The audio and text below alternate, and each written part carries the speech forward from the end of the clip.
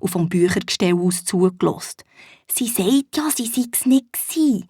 Was tut das Mami auch so störrisch? Ein bisschen geschämt hat sich der Engel dann schon, als er gemerkt hat, dass Chantal erst zum Morgen essen darf, wenn im Zimmer wieder alles picobello aufgeräumt war.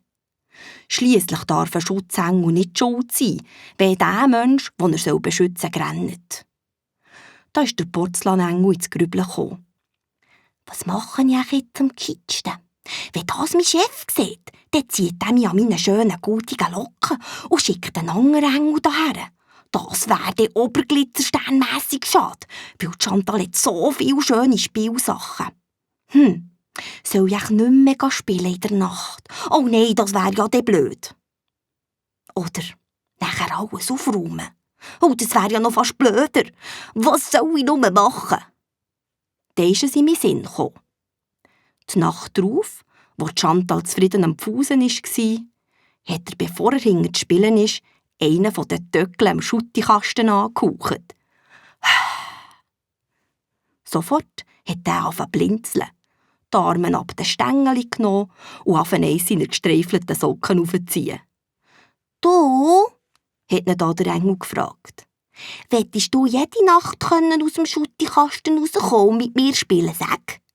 «Oh ja, das wäre der mega Göppe!» «Also abgemacht, dann darfst du das.» «Oh ja, und dann kicken wir dann zusammen die ganze Nacht, gell?»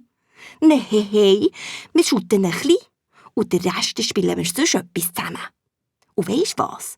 Am Schluss darfst du dann immer ganz alleine auf Räumerlis spielen. Super, gell?»